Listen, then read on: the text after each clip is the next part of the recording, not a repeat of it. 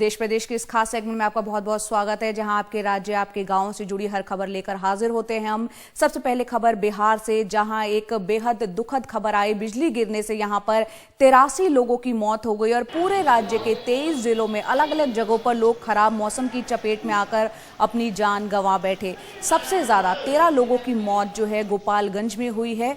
मधुबनी और नवादा में 8-8 लोगों की मौत हुई। मुख्यमंत्री ने इन मौतों पर संवेदना जताई है और मृतकों के परिवार वालों को 4 लाख रुपए मुआवजे का ऐलान भी किया है। उन्होंने कहा है कि लोग घरों में रहें और खराब मौसम में सतर्क रहें।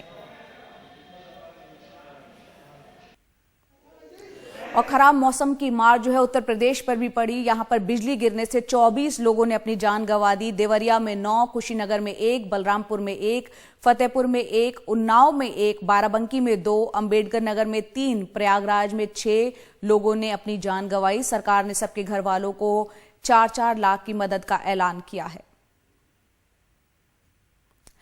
और बिहार में विधान परिषद की 9 सीटों के लिए पर्चे भरे गए, लेकिन किसी भी पार्टी ने किसी अति पिछड़े वर्ग के उम्मीदवार को मौका नहीं दिया। हालांकि इनके लिए वोट डालने की नौबत नहीं आएगी। सभी उम्मीदवार निर्विरोध जो है वो चुने जाएंगे।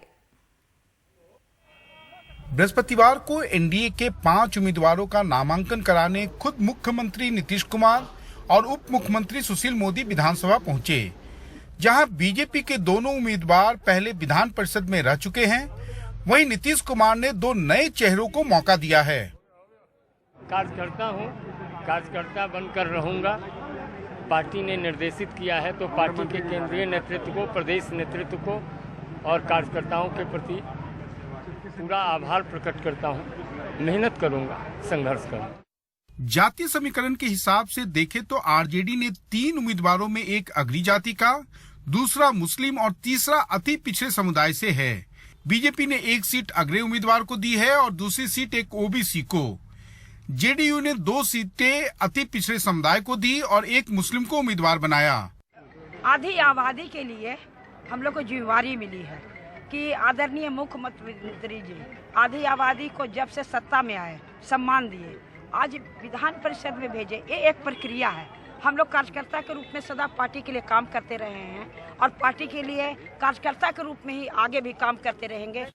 ये शायद पहली बार है कि बिहार के प्रमुख राजनीतिक दलों ने दलित समुदाय के किसी भी व्यक्ति को विधान परिषद चुनाव में प्रतिनिधित्व नहीं दिया। और इसके बाद अब आने वाले दिनों में राज्यपाल कोटे से भरे जाने वाले 12 सीटों में एनडीए के लिए इस समुदाय को नजरअंदाज करना चुनावी वर्ष में राजनीतिक रूप से आत्मघाती हो सकता है। पटना से कैमरामैन हबीब अली के साथ मनीष कुमार, एनडीटीवी इंडिया के लिए। बॉलीवुड के स्टार रहे सुशांत सिंह राजपूत की मृत्यु के बाद कई बड़े नेता लगातार पटना में राजीव चौक, जहां उनका घर है, वहां पर दौरे कर रहे हैं। बुधवार को विपक्ष के नेता तेजस्वी यादव, उनके भाई तेज प्रताप यादव और आरजेडी के प्रदेश अध्यक्ष जगदानंद सिंह सुशांत सिंह राजपूत के घर जाकर उनके पिता और परिवार वालों से मिले।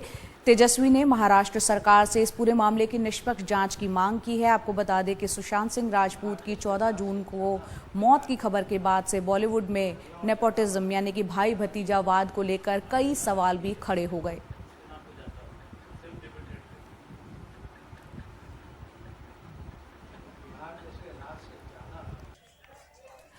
प्रवासी मजदूरों के घर लौटने का सिलसिला लगातार जारी है। 2 दिन पहले अलीगढ़ से मजदूर बिहार लौटे, जबकि 24 जून को करीब 1,500 मजदूर स्पेशल ट्रेनों से बिहार लौटे हैं। इस बार स्टेशन पर पहले से कहीं बेहतर इंतजाम हालांकि देखने को मिले हैं।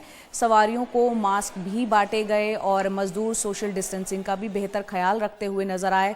उत्तर प्रदेश में 19,000 से ज्यादा कोरोना संक्रमण के मामले आए हैं, जिनमें कि फिलहाल 6,000 से ज्यादा एक्टिव कोविड केस हैं। अगली खबर भी उत्तर प्रदेश से, जहां सहारनपुर के वुड कार्विंग कारोबार यानी कि लकड़ी पर नक्काशी पर लॉकडाउन से भारी चोट पहुंची है। इस कारोबार पर यहां करीब 1,000 करोड़ का सालाना का कारोबार है, लेकिन विदेशी इंपोर्ट के जो सारे ऑर्डर हैं वो कैंसिल हो गए हैं और देश में भी खरीदार जो है वो ना के बराबर है। ऐसे में कारखानों में काम बहुत कम है, जिससे 2 लाख कारीगरों में से करीब 70% का काम छूट गया है। सुल्तान अब नए रोल में हैं। तभी वो नक्काशीदार फर्नीचर तैयार करते थे, अब ठेले पे उसे ढोते हैं, क्योंकि उनके कारखाने में अब काम ना के बराबर हो रहा है। उनके जैसे तमाम हुनरमंद कारीगर अब ठेला चलाने पे मजबूर हैं। ऐसा महसूस होता है जैसे मैं बिल्कुल मर गया हूँ। आदमी जिंदा है लेकिन मरा हुआ है, उसे रोटी खा रहा है वो और जी रहा है बस। ये मेरी शान कितनी थी, मैं इसको कोशिश करके बेचता था, कोशिश करके यहाँ से इसको भेजता था जिसके यहाँ जाना था, और अब मैं इसको ढो रहा हूँ। एहसान उन खुशनसीब कारीगरों में हैं जिन्हें उनके मालिक अभी भी काम पे बुला रहे हैं। हालांकि उनके कारखाने में भी बमुश्किल 30% काम हो रहा है। 6 लोगों का परिवार है, अकेले कमाने वाले हैं, अब गुजारा मुश्किल से होता है। काम कम मिल रहा है तो हफ्ते में मुश्किल से मुश्किल 1500-1600 ही मिल रहा है। उसके बावजूद अब 1500-1600 में हमारा घर का खर्चा नहीं चल रहा है। बच्चे परेशान हैं, घरवाली भी परेशान है, किराए का मकान है, किराए का देना पड़ रहा है। सहारनपुर के अनस आलम का खानदान पिछले 170 साल से यही काम कर रहा है। उनके यहाँ के फर्नीचर हैदराबाद के निज़ाम के यहाँ भी इस्तेमाल होते थे। तब की सरकार ने उनके दादा का बनाया लकड़ी का ताजमहल क्वीन एलिजाबेथ को गिफ्ट किया था। अब उनके कारखाने बंद पड़े हैं। अभी सहारनपुर के जो हालात हैं इस वक्त बहुत पेचीदा हैं, क्योंकि पिछले बरस मार्च सहारनपुर का एक्सपोर्ट तकरीबन 800 से 1000 करोड़ रुपए था, लेकिन जो अब घट के 150 करोड़ रह गया है, और मुझे लगता है कि शायद उससे भी कम हो पाएगा। कोरोना की वजह से पूरी मार्केट इंटरनेशनली बहुत ज़्यादा अफेक्ट हुई है, और जाहिर सी बात है उस मार्केट का फ़र्क हमारे सहारनपुर पे बहुत ज़्यादा पड़ा है। सहारनपुर में लकड़ी का काम कश्मीर और मुल्तान से आए हुए लोगों ने शुरू किया था।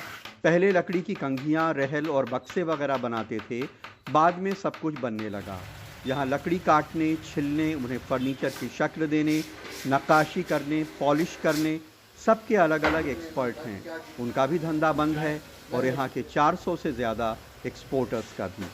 जो हमारे पास ऑर्डर इन हैंड थे अमेरिका से, यूरोप से, तो वो करीब 80-90% जो है ना उन्होंने कैंसिल कर दिए। हमारी एक्सपोर्ट प्रमोशन काउंसिल ने और सरकार ने भी उनसे कहा था कि आप इन्हें होल्ड करा लें, लेकिन वो उन्होंने मना कर दिया।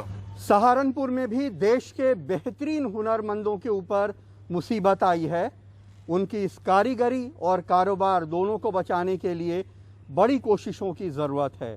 सहारनपुर में अशोक कश्यप और लखनऊ में कैमरामैन राजेश गुप्ता के साथ कमाल खान, एनडीटीवी इंडिया। उत्तर प्रदेश की बात करते हैं, जहां 24 लोगों की जान गई बिजली गिरने से। वहीं दक्षिण पश्चिमी मानसून जो है उत्तर प्रदेश के अधिकांश हिस्सों में पहुंच चुका है। मौसम विभाग के मुताबिक एक हफ्ते में पूरे प्रदेश में कहीं सामान्य तो कहीं भारी बारिश होगी। मुरादाबाद में बारिश की वजह से सड़कों पर आप देख रहे हैं काफी ज्यादा पानी जमा हो गया, और यहां पर जो यातायात है वो खासा प्रभावित हुआ है।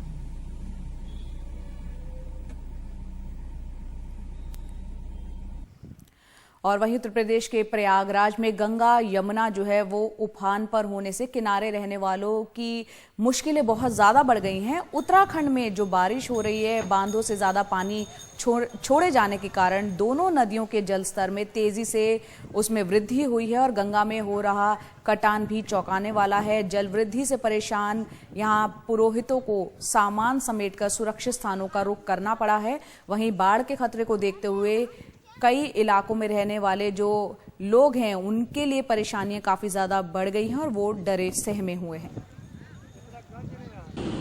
असम की बात करते हैं, यहाँ लगातार बारिश और उसकी वजह से आई बाढ़ ने लोगों के जीवन को पूरी तरह से अस्त व्यस्त कर दिया है। बारिश और बाढ़ की वजह से अपर असम के तिनसुकिया जिले में एक पुल भी टूट गया। दमदमा बागजन रोड पर बने इस पुल के टूटने से ऑयल फील्ड में लगी आग को बुझाने में मुश्किलें आ रही हैं, और ये पुल आईओसी ऑयल फील्ड से 8 किलोमीटर की दूरी पर है। इस आग तक पहुंचने के लिए अब एक वैकल्पिक रास्ते का इस्तेमाल भी किया जा रहा है, लेकिन इसमें परेशानियां काफ़ी ज़्यादा आ रही हैं। बागजन में ऑयल फील्ड में आग लगने के बाद यहां से 10,000 लोगों को दूसरी जगह ले जाना पड़ा। अब इन सब से निपटने के लिए सेना की भी मदद ली जा रही है, और एनडीआरएफ की टीम भी राहत और बचाव के काम में लगी हुई है।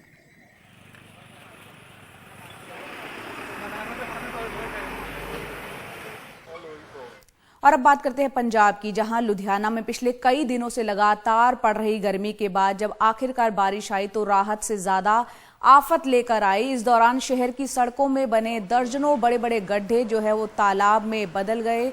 शहर के कई इलाकों में आपस में वो कट गए। पानी की निकासी सही नहीं होने के कारण सड़कों और गलियों में खड़े वाहन पानी में डूब गए और जनजीवन पूरी तरह से अस्त व्यस्त हो गया।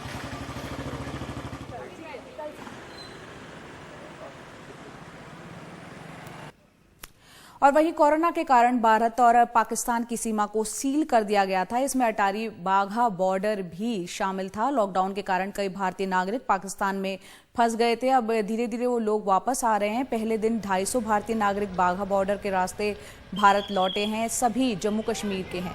इनको लेने के लिए जम्मू कश्मीर प्रशासन द्वारा विशेष बसें भेजी गई थी। इन सभी को उनके राज्य में क्वारंटीन किया जाएगा। 3 दिन में 748 नागरिक पाकिस्तान से भारत वापस आएंगे। और अब खबर ओडिशा से, जहां भगवान जगन्नाथ भाई बलभद्र और बहन सुभद्रा के साथ रथ में बैठकर गुंडीचा मंदिर पहुंच चुके हैं, जहां वो लगभग 9 दिनों तक रहते हैं। गुंडीचा मंदिर को भगवान जगन्नाथ की मौसी का घर भी कहते हैं। भगवान को मौसी के घर, यहाँ पर पकवानों का परंपरागत भोग लगाया जाता है। जब भगवान जगन्नाथ यहाँ पर बीमार हो जाते हैं तब यहाँ उनको एक अलग तरह का भोग लगाया जाता है, जिससे भगवान जल्द ही यहाँ ठीक भी हो जाते हैं। तो ये एक परंपरा है जिसका पालन यहाँ होता रहा है।